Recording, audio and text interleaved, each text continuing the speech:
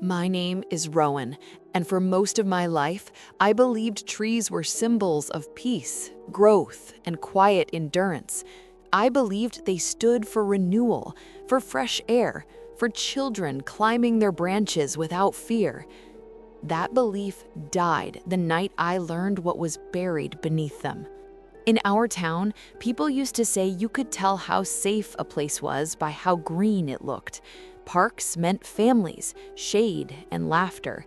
Trees meant care. Trees meant someone was looking out for the future. That's why no one questioned the man who planted them. He was always there before dawn, shovel in hand, dirt under his nails. He smiled politely, never spoke much, and never asked for praise. Everyone called him kind.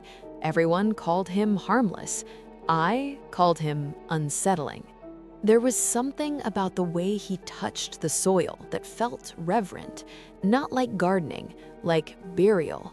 I watched him for weeks, noticing patterns others ignored, the way his eyes lingered on the ground, the way he hummed low, tuneless songs, the way he chose his spots with care. Each sapling went into the earth like a marker, a sign, a promise. I didn't know then that I was standing on a cemetery. I didn't know the roots were feeding on something far darker than water. I didn't know the forest was growing because it was being fed. And I didn't know that once you see it, you can never unsee it. Because trees remember, and the ground never forgets. The man's name was Edgar Bell, though most people just called him the tree guy. He volunteered through the parks department, always eager, always available. He showed up even when it rained, even when it snowed, even when no one asked him to. Children waved at him and he waved back with dirt-stained gloves. Parents thanked him for making the park prettier. City officials praised his dedication. No one noticed how he avoided eye contact when police cruisers passed. No one noticed he planted trees only after someone went missing.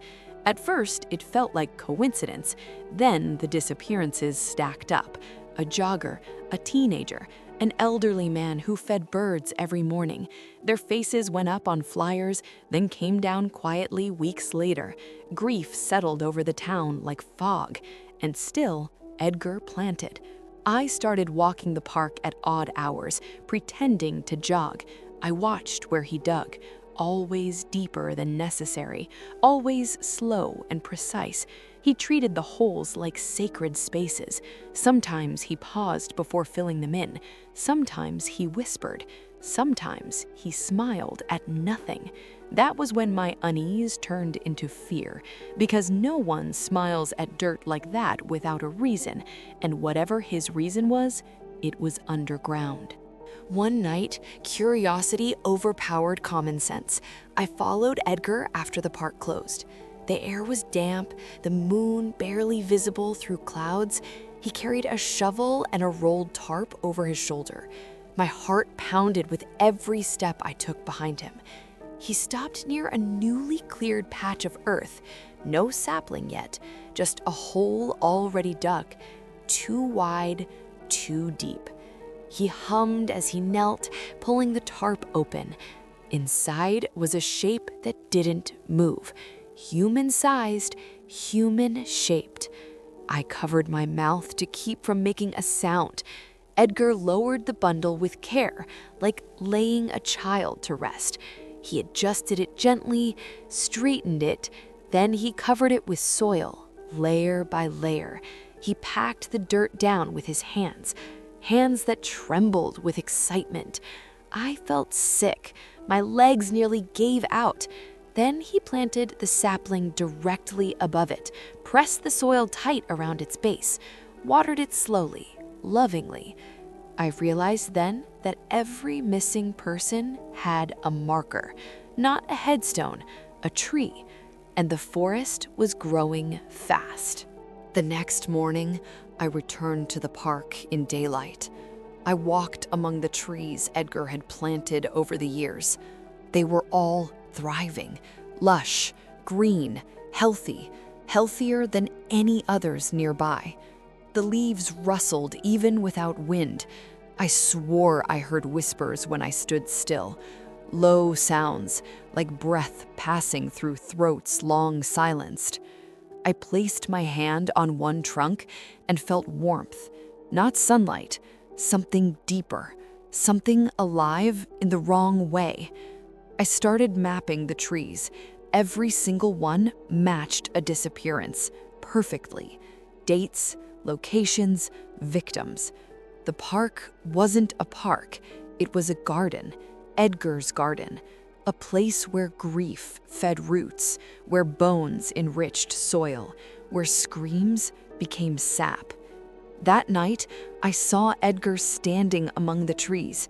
He wasn't digging, he was listening, smiling as the leaves shook.